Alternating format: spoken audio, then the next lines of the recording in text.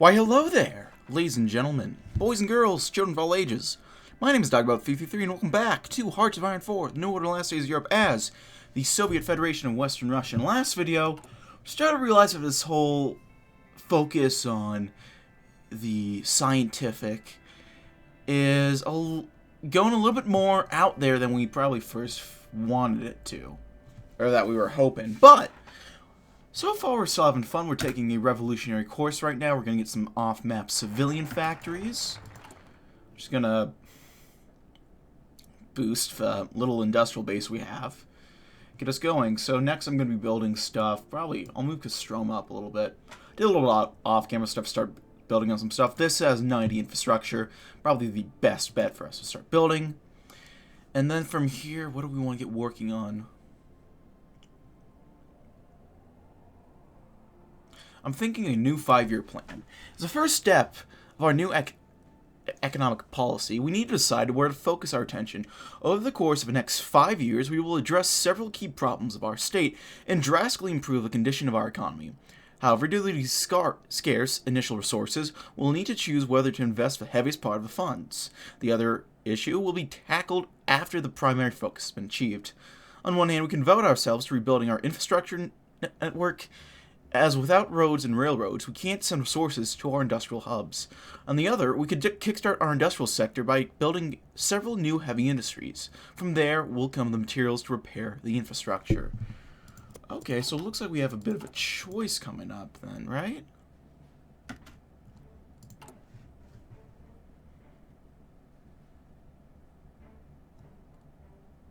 That's what I think. That's what I'm gathering, at least. Gonna check out what we're up to.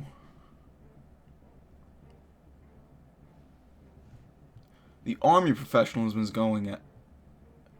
It's just going at a poor rate. It really is. I'm not a fan of how that's going. Though if we boost up to political interference, it's gonna be better attack-wise, but the hit to political power seems like it's gonna be worse. We got basic jet fighters. Let's go ahead. Working on drop tanks. There we go, basic jet fighters.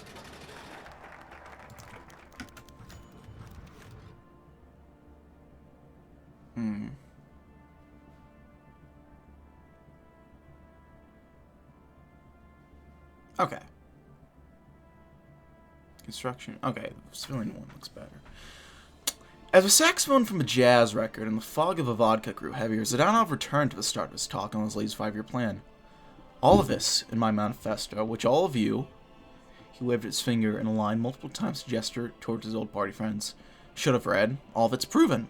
Science. Proven. We can build a strong Soviet Federation with no markets, with no returning to old bullshit from the past. No failed Bukharinism. No. We are here to win, and this 5-year plan will not only create a booming industrial sector to churn out war and civilian material, but will run off machines. Machines that can take every input to make the most rational decisions, and provide for us all. In other words, I want to move this economy as far from my wife's personality as I can. Hearty laughter, a slapping of backs, the deepening of alcoholic fog. It was a good time to be in the Communist Party, the next 5 years so perfectly accounted for. They saw the future over wine and electronica.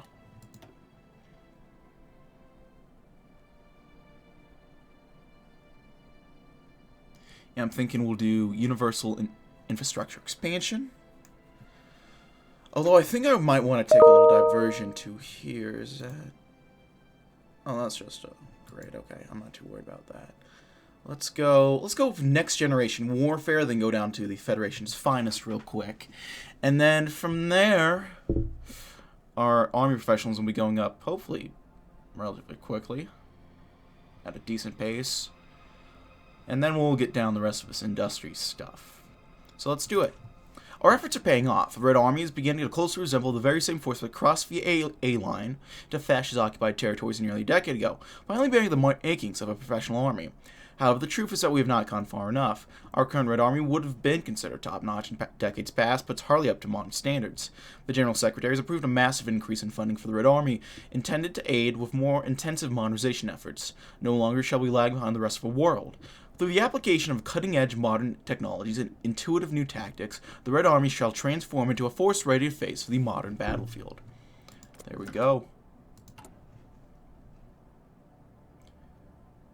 We're escalating the land reform programs. Next, I'm trying to think what we should invest into. Probably something poverty-related. That would be good. Though we are about to finish up with our subliminal trigger project. So we're gonna have to look into something new and interesting here, of course.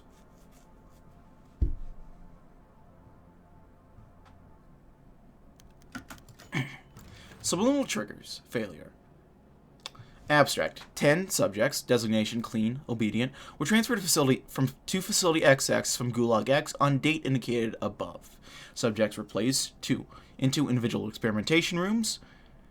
Of note are Subject 3, daily triggers included, loud tapping across the walls, noise replicated from war-era Stutka dive bombers for 15 minutes every 6-hour period. A list of phases read aloud, see on page 58. A recital of the Communist Manifesto with alternating narrators. Result, subject complained about a stabbing pain in their chest on day 4. Surgery concluded by Dr. X revealed nothing out of the ordinary and the subject recovered. Subject 8. Experiment began with the subject being placed into lab chair XXXX. Observed by 4 scientists. Compound X was dropped in permitted doses into the subject's eyes, who were in turn strapped to the chair. Their eyelids were forced open throughout the experimentation. Subject was Compound X, a collection of clips from movies and war footage that exemplified extreme violence and gore. See list on page 62. The experiment lasted 1 hour. Subject was returned to her cell afterwards. The next phase commenced during midnight when 2 guards, armed with steel batons, attacked the subject.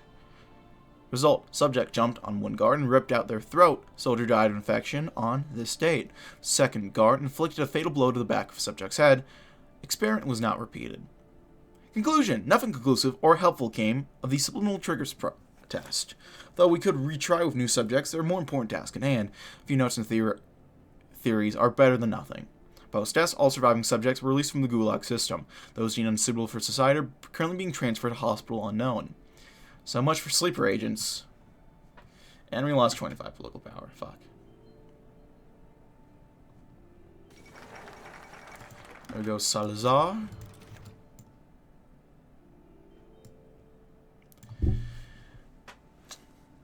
The meeting had been in the early in the morning, with many of the men drinking coffee. Some of them prefer to be drinking a more heavy substance, one that would wake them up and prepare them for a day of discussing next generations of warfare that would develop and the armies that take place in. Many subjects have been brought up so far, such as the development of bombers that could strike from miles in the air and hit targets countries away. However, a more polarizing subject been brought up was the development of lasers. Lasers had been a personal interest of many of the scientists who had been assigned to work on the project. However, they soon remembered that they had to focus on only the next generation and not 50 years now. Many of them shared the same ideas. The warfare in the coming decades would mostly be shaped as similar to the combat that many of them had seen so far. One that was fought and one was fast-moving vehicles and a very mobile infantry. Some scientists had more outlying ideas that soon generated more interest. One idea was proposed that the next generation of war would be completely fought with air combat. Land would be seen as irrelevant unless helicopters or planes had been dropping off soldiers for a fast-track mission, such as a raid. The idea certainly had been seen as laughable at first, soon garnered more attention as some of the men began to agree with it, after thinking over the idea for some time. While certainly controversial, it was an opinion that could possibly work in due time. As men filed out of the building to continue research, they wondered if it was truly possible at the end of the day.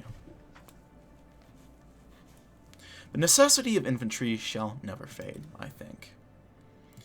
Now let's get going on the Federation's finest. The Invade is a rank and file who make up the beating heart of the Red Army. Soldiers of Soviet Union war at one time legendary for both the devotion of a socialist cause and their unflinching tenacity in battle. Our own troops are certainly not lacking either of these aspects and would help to further encourage such professional ideals for the new recruits as well. The ideal vision of a truly revolutionary soldier must be realized once again. We need able men and women who are willing to undertake any sacrifice necessary for the motherland. Soldiers who would make the Red Army worthy of proclaiming themselves as the strongest. So we'll do that. And we'll do... First, both Vladimir Chelomey and Igor Kuchetov thought they had misheard the paramount leader, moving to back the ruble with energy as opposed to gold, silver, national confidence itself. Seemed a mad proposition. Both of them knew very well that when Zhdanov proposed something considered visionary, it could not be ignored, and so together with Zhdanov, they worked late into the night. As they did, however, they could not but grow entranced by the idea. By how many problems it solved, by the radical transformation it would no doubt catalyze at all levels of society. Imagine a currency eternally backed by a local commodity, a commodity universally applicable. Work hour liberated towards positive communal uses, freedom from the corrupting forces of speculation and manipulation. Even apart from the ideas that the men could conceptualize, the direct benefits cannot be overstated either. Currency was connected to energy, then as national energy outputs increase, so too did currency supply, but absent inflationary practices. And if such a scheme was introduced, the work of estate planning organs could be immensely simplified, as citizens could be determined through a simple allocation of energy, rather than a basket of goods. There would be problems, yes, but what true visionary could disagree with what was offered, or shrink from challenge to what countless would surely say cannot be done? Not they. And so once the proposal was complete, Zhdanov ordered that it be introduced in the proceeding as soon as possible. He and they cannot wait to get started. Sheer genius. It's an idea. Okay, let's work on the... Ever since the establishment of Reformed Presidium, Dmitry Shepelov, the Federation's Minister of Finance, had a most unenviable job, attempting to prevent initiatives that would lead, in short order, to state bankruptcy. Doing so required many late nights of work, so when Shepelov first heard the proposal from Zhdanov to move the ruble to a model where it was backed solely by state energy output, he thought he was hallucinating, hearing that which he was brought on by exhaustion. But as Zhdanov continued speaking, Shepelov realized the man was serious, and his confusion was swiftly replaced by abject horror. Zhdanov spoke passionately and at length about the many positives, but he ignored one critical problem, that to do so would immediately destroy any and all the hard-won confidence of the ruble, as well as rendering foreign exchange impossible besides. And the Federation was not prepared for the imposition of effective autarky. Desperation, Shepelov looked to the voices he knew to be rational, those of Kardashev and Furtseva. To his immense relief, found them to be equally as horrified as himself. Exchanging slight nods of support, they prepared themselves for yet another careful repudiation of a visionary initiative. When the debate and vote came later, they managed to successfully argue for the delay of the excellent idea until such time as the entirety of the motherland could be liberated from occupying forces. Shepelov knew that the issue would return in the future, but for now, at least, he'd staved off one more bankruptcy. Utter madness. I'm thinking we look towards the mental communications initiatives. Studies into self-studied psychics and telepathic phenomena shall be carried out. Subjects talented in psychokinetic phenomena shall be integrated into the program as additional resources. Studies into the quantification and statistical basis of parapsychological phenomena shall be carried out, and experiments into biocommunication shall be prioritized. Psychics shall be separated from each other by barriers made up of various materials and made to transmit telepathically. Determine the factual limits and basis of telepathic phenomena. The noted phenomena shall be reported to the intelligence services to be made use of in capacities useful to the party and state. Let's do it. Why not? Sure, this will work out great.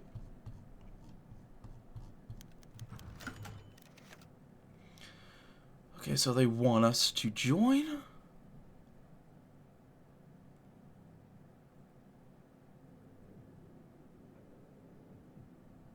Well, let's join the Socian turn, I suppose. Why not? Make nice with Mr. Yagoda. Is it still Yagoda? It is still Yagoda. Okay.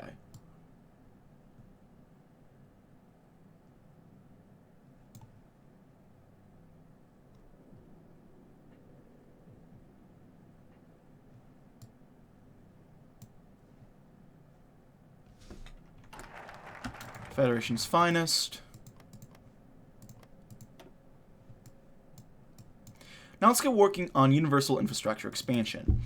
Infrastructure has been heavily damaged and disrupted by German bombs and local bandits. In order to bring a modicum of normality in the everyday life and ensure a constant stream of supplies to our industries, we need to both repair what's broken and replace what's obsolete. By creating a dedicated commission tasked with overseeing the state of our infrastructure, we can slowly but steadily improve our situation. From there, everything will improve if given enough time and effort. There we go. I believe, yeah, Schorner has taken over. That feels bad, man. The Libertarian Socialists have held on to power, it seems. Interesting, interesting, interesting.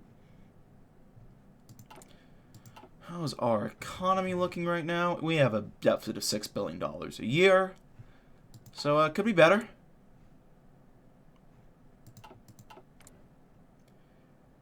You know, let's up civilian spending. If it's that low, we might as well make it a little bit worse. I mean, how worse can it realistically get? I mean, this isn't toolbox theory. It's not like the economy really matters. Though the debt we have is fucking nutter butters, if I do say so myself. Let's get some centralized manufactories. Some of our cities, such as Gorky, have great economic value as they are home to well-developed and mostly intact industrial plants. By making these cities the linchpin of our production sector, we'll have them produce what the rest of the nation needs to rebuild and improve. From there, just as a heartbeat brings lifeblood to the rest of the body, so will the Soviet Union receive a new energy to restore us to our rightful place as one of the greatest industrial powers of Earth. There we go. What are we up to from here? Socialist International. Yeah, let's not do non-aggression pacts there. We got the Comic-Con. Intriguing. That's nice.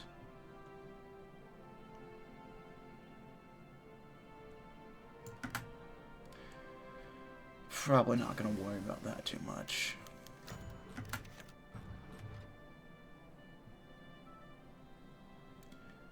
Vote to maintain the veto. Night Vision 2.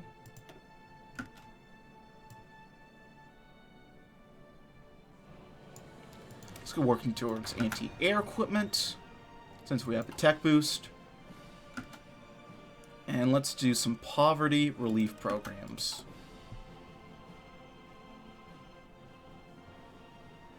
We really got a lot of good things going, development-wise, with the exception of our army professionalism. That's not going anywhere anytime soon. Everything else is going okay, or it's already gone up recently. Let's optimize resource exploitation. Russia's rich with resources, but most of them are still left untapped. To make things worse, the war and Luftwaffe bombings have either destroyed or isolated several important extraction plants. This is putting a strain on our industrial development programs. In order to improve our economy, we need to both rebuild and improve our existing facilities, and establish new production plants wherever we can find new ore veins or other important natural resources. There we go.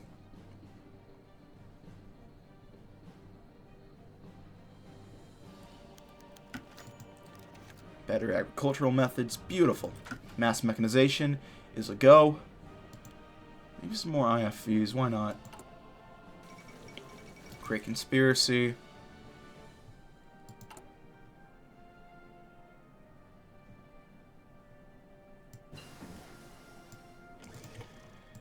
Beautiful. The new generation of rifles is about to come in. The AKMs.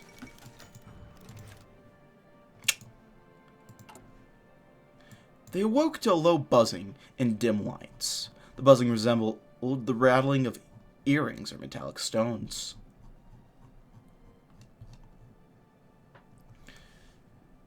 The light radiated from above and shifted periodically from dark blues and purples of a starry midnight sky to the warm pinks and beiges of dusk. They were dressed in rags, as was usual for these types of experiments. They were wife and husband, who had each volunteered for the experiments, claiming to be psychics for the reward of food and vouchers, as was advertised. It only took them a couple months for them to become the lab's favorite guinea pigs. None of the psychics had been in any intimate relationship with the other psychics, but these two, they were special in that regard.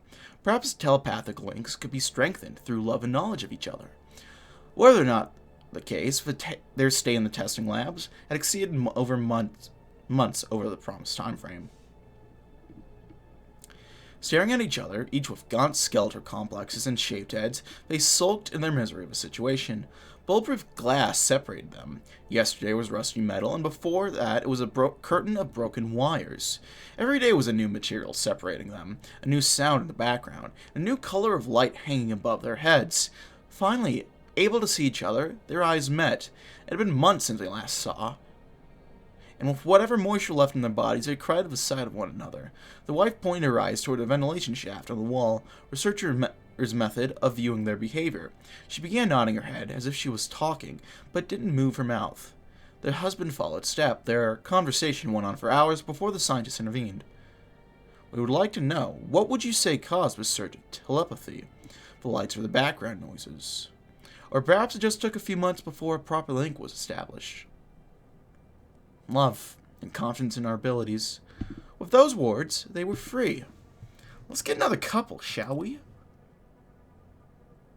So, that was a bit inconclusive there, unfortunately. Let's get working towards, let's see, the Collective Consciousness Initiative, means of connecting human brains to each other through the application of electrodes and modified brainwave readers, shall be tested on procured Gulag prisoners. Observation shall be made of behavior changes during and following the experiment. Information gained from this program shall be used towards the ends of isolating and defining human consciousness, as well as experimenting on means of merging discrete intelligences to form temporary collectives. That sounds great. Let's do it. Fuck it. Engineering. Got a boost towards radar, so let's get some radar stations. Why not? Why the heck not?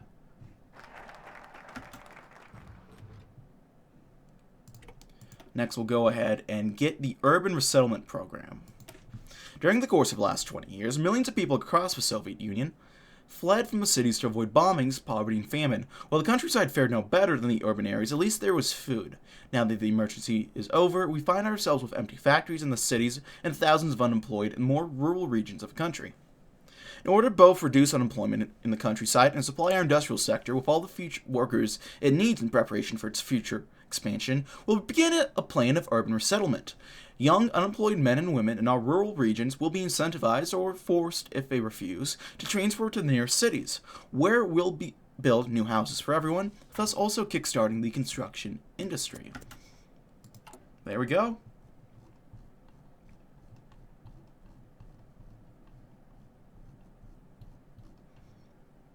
So you're getting those poverty relief programs.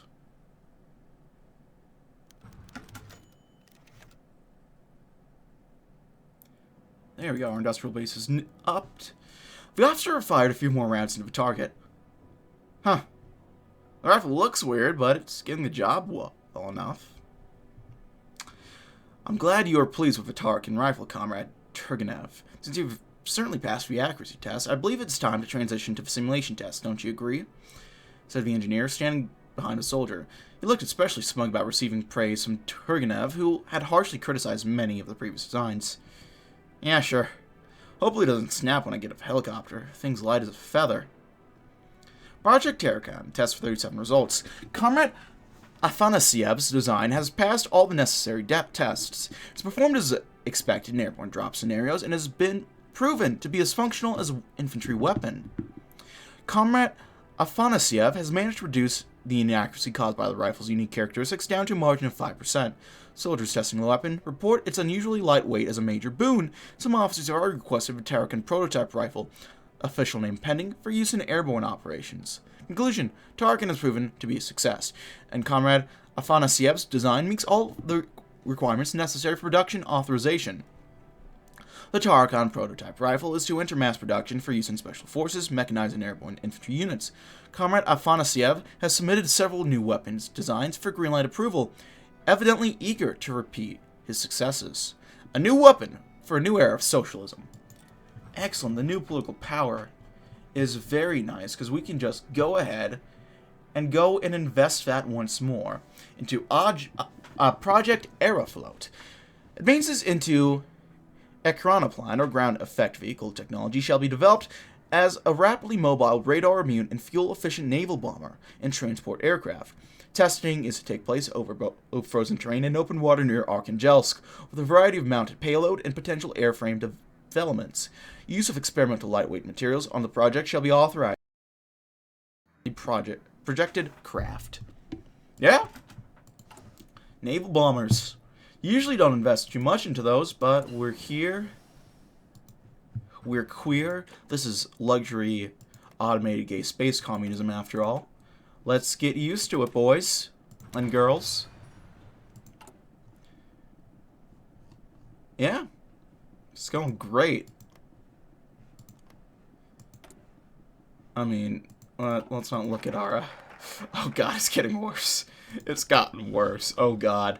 That's rough. That is really not pleasant to see. But, look at all of those factories we're finally building shit with. Let me check. Yeah, our agriculture is stagnant, just about. But it could be worse. In fact, it's about to get better. Let's expand cybernetic agriculture. Fuck it. Our agricultural sector has mostly returned to the Middle Age. Farmers try to get by with what little they can grow in their mismanaged farms, using tools of the grandfathers, using their fathers of the grandfathers before them. This is unacceptable. If we truly want to rebuild the Soviet Union to what it was before, we'll need to have a healthy surplus of food for our growing cities. To this end, we shall destine funds to acquire modern tractors and industrial farming tools for the farmers. Progressive mechanization of agriculture will not only improve the gross output of our farmland, but also free up more potential workforce for the factories. This way, our society will slowly shift towards socialism by itself. Yeah? That doesn't sound batshit insane. Let's do it.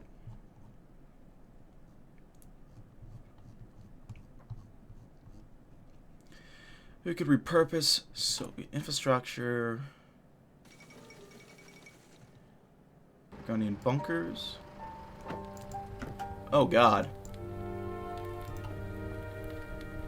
Oh god. My guilt is that I'm still here. That is my guilt. Franz Stangl.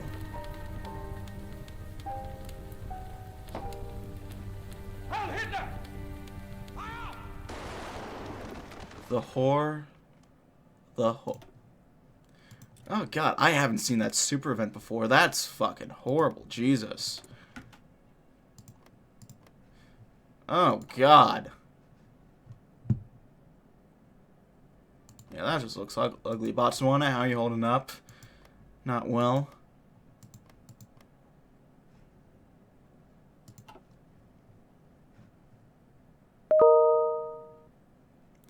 Yeah, Jesus, fuck. Ah.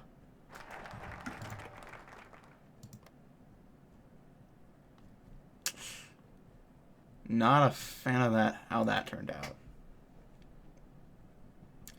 Let's get working towards agri-industrial syncretism. Sure. I don't even know what that fucking means, but let's do it. Why not? Industrial farming isn't just about having tractors and threshing machines. It's about training farmers and the use of modern farming methods, developing more efficient supply routes, building aqueducts to improve field output, selecting more resistant crops, and much, much more. For millennia, agriculture has been about tradition and chance. In this newest age of socialism, we tolerate neither. With new technologies and competent planning, we'll turn our countryside into a productive part of our country, for the betterment of the people and for the sake of socialism. Why not? Let's do it. So we got poverty barely coming across.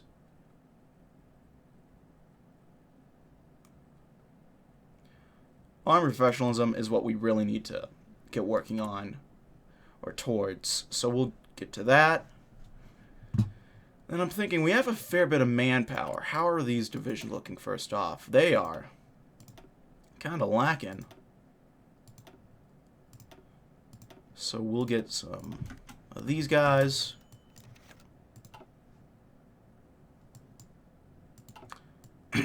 First results have come back from the use of a new Russian that myself and Dr.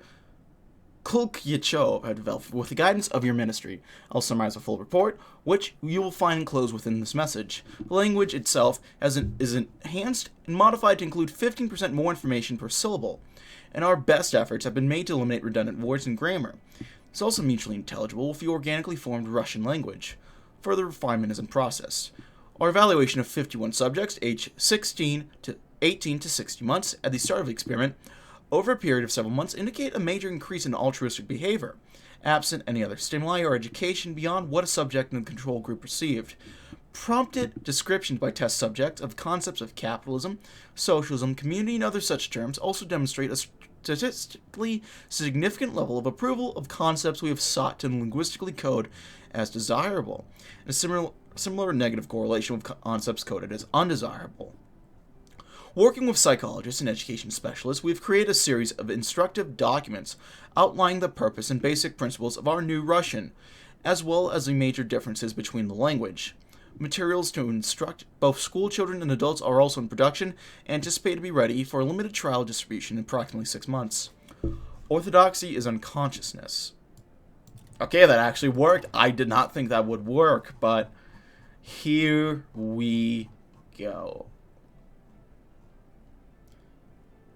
Let's do the Revolutionary Literature program. Classic literature that has been rewritten with new language and new ideological concepts shall be deployed into a limited population of volunteer children at a sufficiently formative age. The population shall be observed, and any behavioral changes related to the introduced concepts shall be noted and analyzed for further use.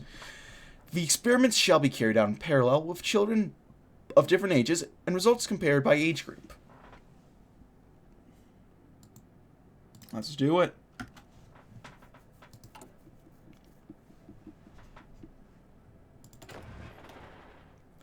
We'll do an offensive line into Yeltsin. And I'm thinking, these guys we got some guys redeploying.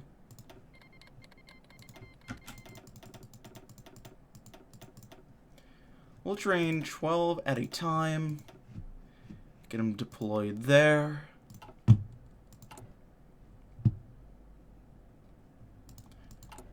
And then we'll get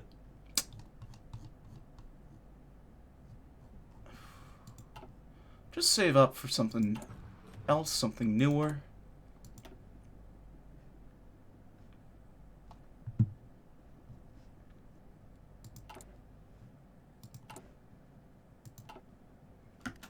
Okay, let me check our construction off the bat. It's still lacking. Let's up civilian spending even more. Run a few deficits, and then we'll be in a better position after the fact. Next, let's move on to building the future. When our leader said he had a vision, he didn't lie. Through his cunning plan and great foresight, we have drastically improved both the economy of the Soviet Union and the lives of the people. Production keeps increasing, and now we have functioning infrastructure and well-managed cities filled with industrious citizens. There's still much to do before we can truly restore the Soviet Union, but this is a step in the right direction. We're no longer plagued by our past and our mistakes. Instead, we are building a tall bridge towards our future. Forwards, comrades.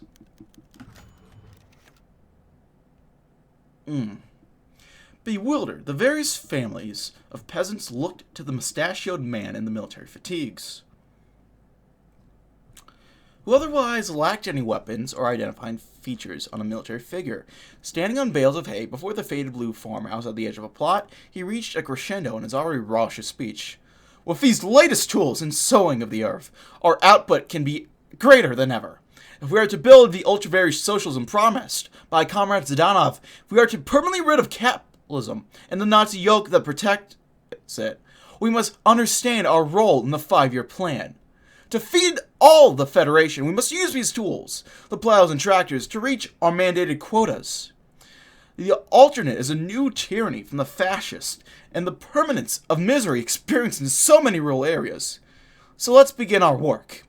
Though still dumbfounded and uncertain about their new role, the families with small communal farm cannot refuse the demands. Let's see, agriculture or research facilities.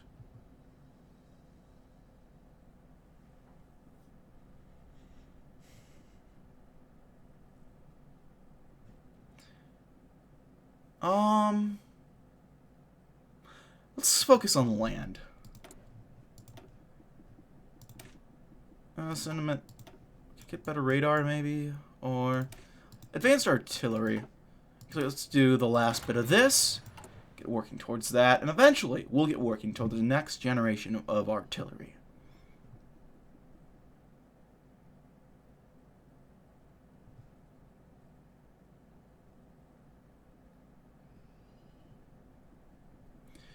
And there we go. We have a social society initiative giving bonus support towards authoritarian socialism. Harold Wilson has 1. Tally-o, mate. And what else do we want to work towards? I'm not worried about agriculture. We're doing fine there, I think. Let's rework Soviet infrastructure, get those building slots in infrastructure. Soviet Tegra, I think we're already maxed out there. But the extra building slot will be nice.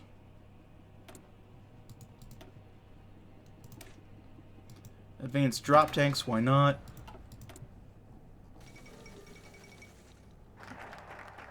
Damn, it was going on that long? Okay. Improved jet fighters. Next, let's look towards a vision for the world. The dark days of the warlord era have finally come to an end, and our young nation has climbed out from the abyss to establish itself as a true regional power. In the past, we've had little need for our foreign ministry, as diplomacy in the warlord period usually involved the sword rather than the pen. The world beckons. We now find ourselves in need of capable diplomats, now more than ever.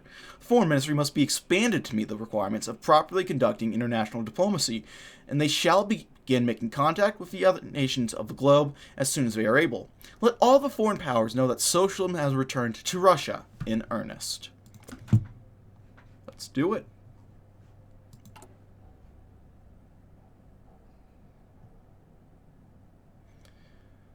Bit of a bonus towards authoritarian socialism, which as long as it knocks down these other ones, I don't know if I care too much necessarily, honestly.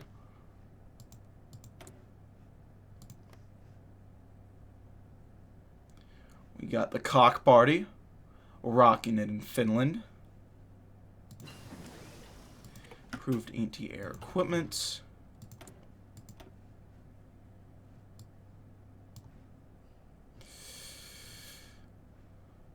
Support weapons, and I know off the bat production. Mars production. I skipped over. God damn it. Let's cut off some artillery and cut off some tanks. We got improved anti-air to start building.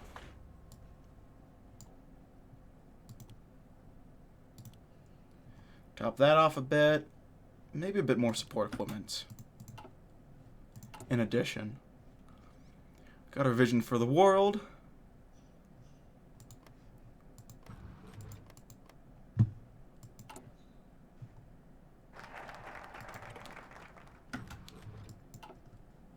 And we got a lot of political power. God damn. Okay.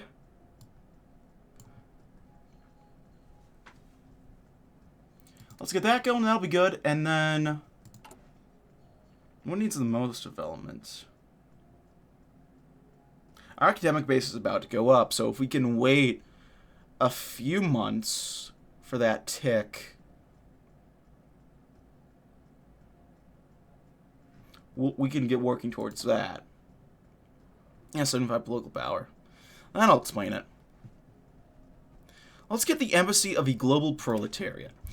While one of the many nations of the world may seek to build a series of embassies to represent the governments of foreign nations, our federation is not a mere nation amongst equals. Our federation is its own league, the seed of a social superculture that shall one day grow to encompass most of the world. Thusly, rather than the standard diplomatic practices of most nations, the paramount leaders ordered the foreign ministry to construct a grand edifice in Rykov, the embassy of a global proletariat.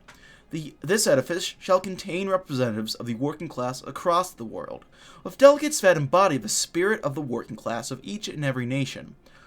While our relations may be limited now, there is no reason to limit ourselves. Nations that refuse to send delegates shall be properly represented as well by Soviet citizens that best exemplify the socialization of the working class within their host nation civilization. Regardless of their willingness to adhere to our policies, the world shall be represented in the true spirit of socialist internationalism. There we go.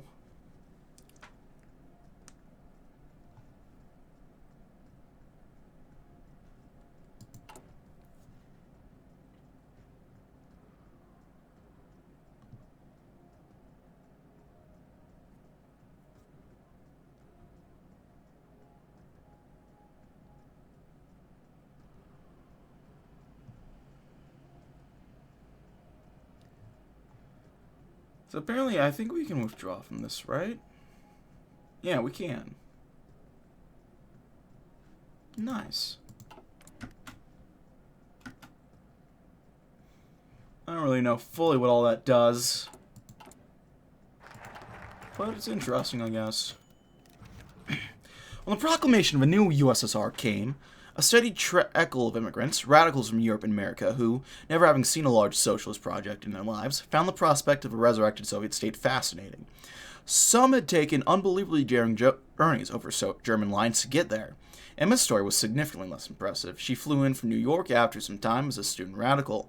She shared an apartment in the capital with a few other foreigners, and when the Embassy of the Global Proletariat was announced, she was among the first to sign up. The building was an old meeting hall, chosen for its scale, with different nations' delegations arranged in a great circle, and Emma decided to tour them before joining her comrades in the American section.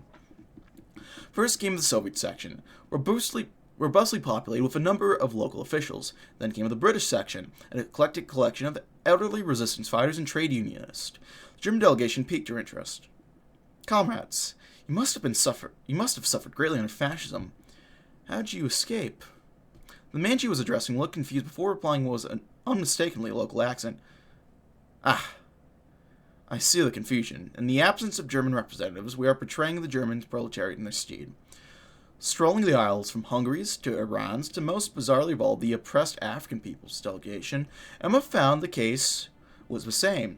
Without the global proletariat actually presenting, the Soviets had taken to casting Russians in their roles and instructing them to imagine what the people of those nations might support.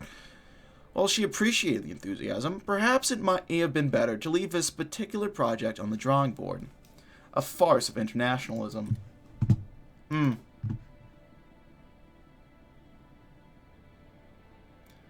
Let's get some transpolar diplomacy going. The entering arm of the frozen wastes of the Arctic seemed like nothing more than an unsurmountable obstacle of any kind of fleet, the ice providing an inconvenience for the port of Arkhangelsk in the winter months. This is not entirely false. The truth is these frigid waters are among the only rain gateway into West Russia still controlled by Russians. As such, it would be prudent to foster good relations with the various nations of the north. We shall extend an olive branch across the polar territories. Scandinavian countries such as Finland and Sweden are to receive requests for diplomatic recognition, while the very first overtures toward the ordination of the OFN shall be sent to Iceland and Canada. No country is outside of our reach, even if they lie beyond the treacherous waters of the Arctic. All right. Iberia maintains council. That's good. Improved academic base. Beautiful. Primary schooling. Now we'll get working towards allowing education funding. Cold days. Oh yeah, it's 69. Nice. Let's do that. That.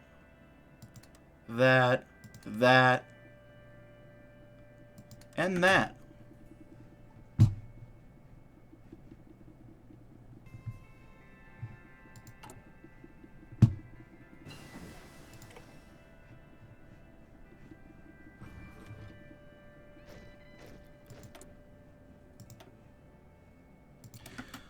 Advanced artillery ought to be very nice and fancy and sexy. So we'll get that going. And just as the cold front is hitting us, alas, it's time to hit, ladies and gentlemen. It's time to head out, ladies and gentlemen. So thank you as always for watching. If you like this video, leave a like. If not, feel free to dislike. If you want to see more of this content in the future, hit the sub button for more uploads every weekday as well as occasionally Saturdays. If you have any comments, feedback, concern, anything of the sort, leave in the comment section below. I read all the comments I get and appreciate any feedback you might have for me. If you want to chat, play games, anything of the sort, check out my Discord. If you want to send feedback some way every month, I have a Patreon. If you want to see me do sorts of live, I have a Twitch. I'll put it down in the description box below. That's it for now, ladies and gentlemen. Thank you as always for watching. My name has been DB333, and I'll see you guys next time. Goodbye.